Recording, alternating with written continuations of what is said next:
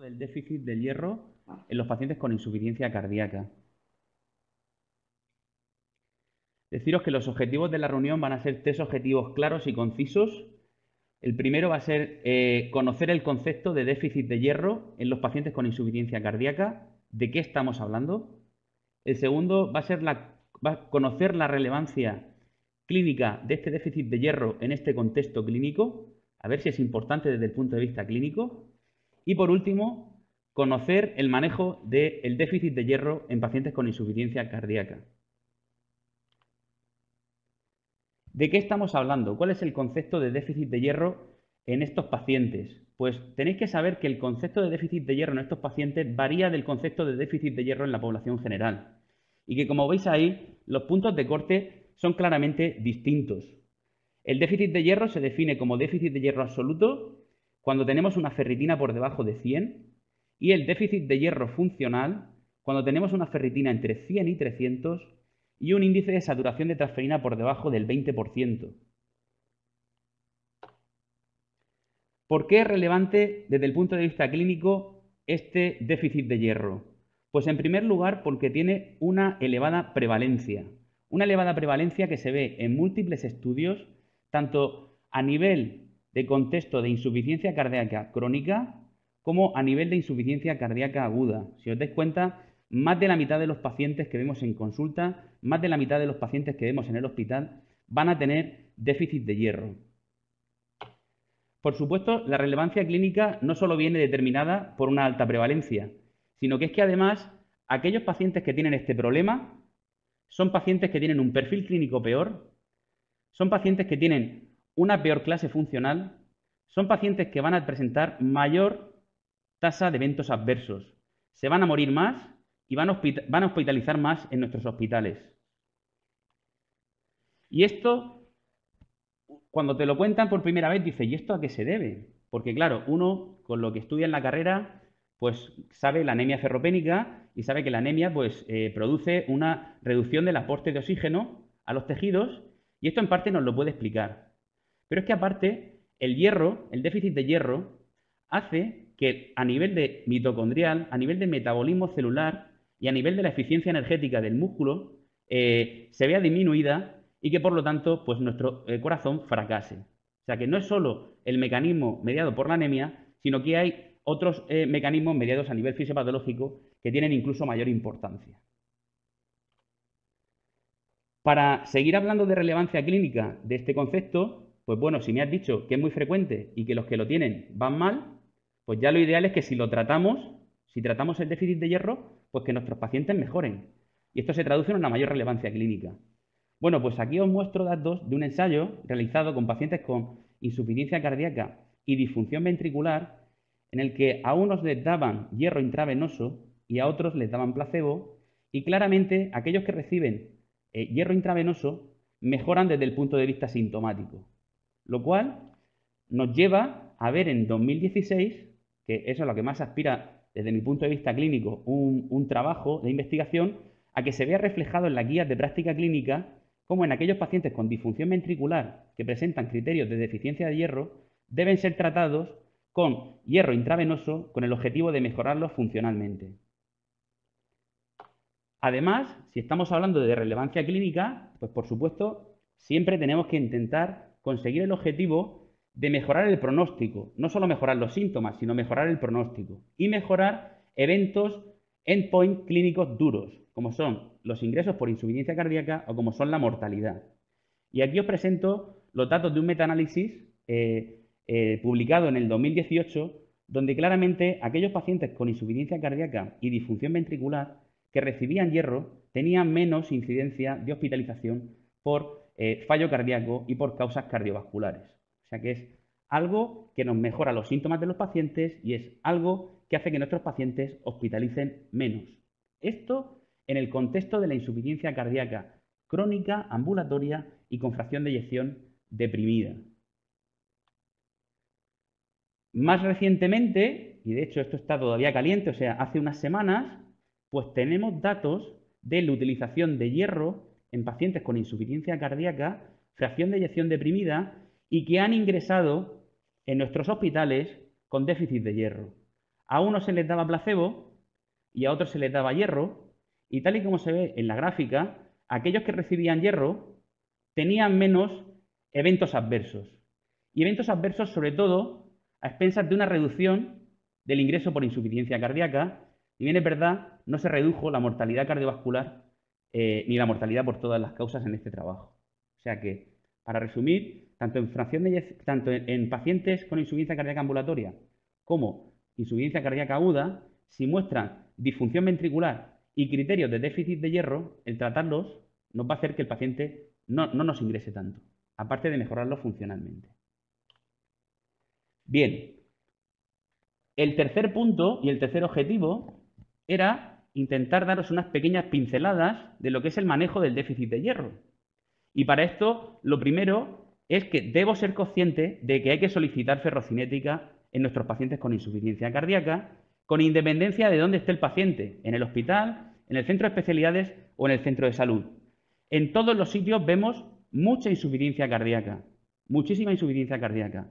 Y no solo ven insuficiencias cardíacas los compañeros del hospital, no solo ven insuficiencia cardíaca los compañeros de las unidades de pacientes crónicos complejos y unidades de insuficiencia cardíaca especializada, sino que vosotros, los médicos de atención primaria, estáis todos los días viendo gente que tiene insuficiencia cardíaca y debéis de ser conscientes de que determinar la ferrocinética puede ayudar a que tu paciente se sienta mejor y puede ayudar a que tu paciente reingrese menos. El segundo punto relacionado con el manejo debo saber a qué pacientes con insuficiencia cardíaca debo pedirle ferrocinética. O sea, ¿a quién? ¿Se los tengo que pedir a todos? Pues por supuesto que no. De momento, se lo pedimos a aquellos en los que creo que corrigiendo el déficit voy a obtener un beneficio. Pacientes con insuficiencia cardíaca, fracción de eyección deprimida y que tengan síntomas. Y por supuesto, cuando tengas otra causa para pedir ferrocinética, por ejemplo, que estés en el contexto de un estudio de un síndrome anémico, ¿de acuerdo? Porque tenga insuficiencia cardíaca no lo vas a privar de estudiar la anemia. Además de saber a quién se lo pido, debo saber cuándo tengo que pedirlo. Y en esto digo que fallamos todos. Médicos de familia, internistas, cardiólogos y no he mirado a nadie más. Pero vamos, ya te digo que en general fallamos bastante. O sea, hay que pedirlos al diagnóstico, hay que pedirlo en las descompensaciones, cada 3-6 meses, a los 3-6 meses de haberle hecho una reflexión y al menos una vez al año. Esto se suele hacer bien en las unidades de insuficiencia cardíaca avanzada, donde están muy pendientes de esto. Lo solemos hacer mal en otros ámbitos. Y yo creo que después de esta charla, creo que todos nos podemos poner las pilas e intentar prestarle más atención a esto. El cuarto punto es, vale, yo pido una analítica, pero debo saber qué hago si me salen unos resultados anómalos, ¿vale? Por supuesto, si me sale una anemia ferropénica, yo no voy a dar clase a nadie de qué es lo que hay que hacer con una anemia ferropénica porque vosotros veis muchísimo más que yo. Vamos, ni a internistas, ni a gente de atención primaria. Me voy a ceñir a lo que es el déficit de hierro, que me salgan parámetros de déficit de hierro en un paciente con insuficiencia cardíaca. Pues si el contexto es el de la izquierda, que soy el médico de atención primaria, tengo una ruta asistencial muy sencillita que me dice que si tengo dudas terapéuticas o tengo alteraciones analíticas, hago una interconsulta no presencial a mi amigo el cardiólogo y mi amigo el cardiólogo en menos de 24 horas me va a responder. Eso es lo que tengo que hacer, ¿de acuerdo? Por supuesto no se trata de que vosotros pongáis hierro intravenoso en los centros de salud, pero sí que nos ayudéis a detectar este problema y a tratarlo mejor.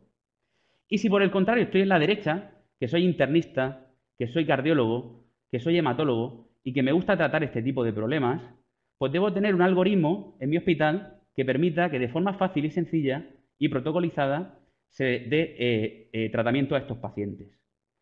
No me voy a meter en detalles en cuál es el algoritmo, es decir, que es muy sencillo y que sí debéis tener en cuenta que si el paciente tiene una hemoglobina por encima de 15, no está indicado hacer una reposición con hierro intravenoso. ¿De acuerdo? Los beneficios del hierro se dan incluso en pacientes anémicos o no anémicos, pero decir que los que tienen hemoglobina por encima de 15 están excluidos de estos ensayos. Para seguir el quinto punto, cuando pongo una medicación debo saber qué efectos secundarios tengo para estar preparado por si acaso aparece uno, tratarlo.